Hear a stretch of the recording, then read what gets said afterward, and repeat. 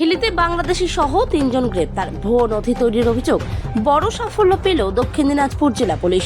গোপন সূত্রে খবর পেয়ে হিলি থানার ত্রিমণি এলাকা থেকে এক বাংলাদেশি নাগরিক সহ 3 জনকে গ্রেপ্তার করল পুলিশ। অভিযোগ, শ্যামকুমার সাহা নামে এক বাংলাদেশি নাগরিক অবৈধভাবে ভারতে প্রবেশ করে বসবাস করছিলেন। তাকে আশ্রয় দেওয়ার অভিযোগে অমৃত দাস নামে এক ভারতীয় নাগরিককেও গ্রেপ্তার করা হয়েছে। এছাড়া ভুয়ো প্যান কার্ড, আধার কার্ড ও ভারতীয় ব্যাংকের পাসবুক তৈরি করে দেওয়ার অভিযোগ কিসমত দাপট এলাকার বাসিন্দা অলোক পালকেও আটক করেছে পুলিশ। ডিএসপি হেডকোয়ার্টার বিক্রম প্রসাদ এক সাংবাদিক সম্মেলনে জানান, ধৃতদের আদালতে পেশ করা হবে। পুলিশের পক্ষ থেকে তদন্ত শুরু করা হয়েছে। একটা গোপন সূত্রের ভিত্তিতে আমরা খবর পাই যে একজন বাংলাদেশি নাগরিক, সে আমাদের হিলি এলাকার ত্রিমণির এলাকায় বেশ কিছুদিন ধরে অবৈধভাবে থাকছে এবং এখানকার বিভিন্ন রকম কার্যকলাপের সাথে সে যুক্ত।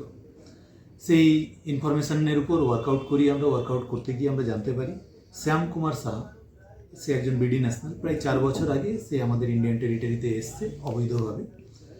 তাকে আমরা ইন্টারসেপ্ট করার পরে থরলি ইন্টারোগেট করা হয়। ইন্টারোগেশনে জানা যায় সে হিলি এলাকারই অমৃত দাস বলে একজন ব্যক্তি, তার বাড়িতেই শেল্টার নিয়েছে, তার ফিশ ফার্ম, সেখানে শেল্টার নিয়েছে এবং সেখানেই সে মাছের দেখাশোনার কাজে নিযুক্ত রয়েছে। তো আমরা এই অমৃত দাসকেও ডিটেইন করি এবং তাকে জিজ্ঞাসাবাদ করে জানা যায় যে তিনি এই ব্যক্তিকে শেল্টার দিয়েছিলেন।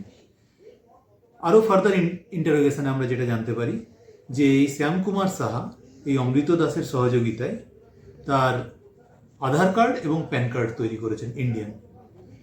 যার কাছ থেকে তিনি এই আধার এবং প্যান কার্ড তৈরি করেছিলেন সেই ব্যক্তির নাম আমরা জানতে পারি এবং কালকে রাত্রেই আমরা রেড করে সেই ব্যক্তির নাম অলোক পাল, তাকে আমরা অ্যারেস্ট করি এবং তারকে জিজ্ঞাসাবাদ করে জানতে পারি যে তিনি এই শ্যামকুমার সাহা, যিনি বাংলাদেশি ন্যাশনাল, তার আধার কার্ড এবং প্যান কার্ড এই দুটো তৈরি করেছেন।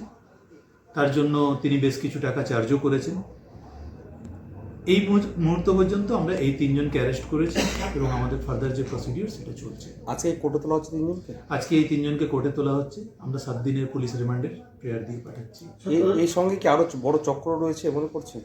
এখনো পর্যন্ত আমরা যেটা পেয়েছি যে এই ধরনের বেশ কিছু র্যাকেট ওখানে চলছে, তবে এই র্যাকেটের সাথে যুক্ত প্রত্যেকটা লেয়ারের প্রত্যেকটা অভিযুক্তকে আমরা ধরতে পেরেছি।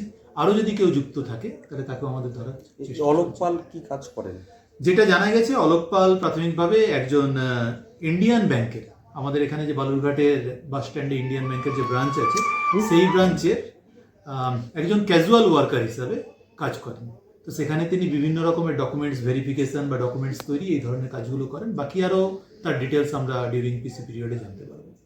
কি উদ্ধার হয়েছে এখনো পর্যন্ত আমাদের সার্চ প্রসিডিওর চলছে, তো কমপ্লিট হলে আমরা আপনাদেরকে জানাবো। কি কি ধারা তোলা হচ্ছে? আপাতত আমাদের যেটা ফরেনার্স অ্যাক্টের যে কেস এবং ফরজারির যে কেসগুলো, সেই ধারাগুলোতেই এই কেসটা রুজু করে। যাকে ধরা হয়েছে সে কি এখানকার ডকুমেন্টস তৈরি করে ফেলেছিল? তার কাছ থেকে আমরা যেটা পেয়েছি সেটা ইন্ডিয়ান প্যান কার্ড এবং ইন্ডিয়ান আধার কার্ড পেয়েছি। স্যার, বৈধভাবে ঢুকছে না অবৈধভাবে ঢুকছে? প্রাথমিক জিজ্ঞাসাবাদে তিনি স্বীকার করেছেন তিনি অবৈধভাবেই ভারতে প্রবেশ করেছেন।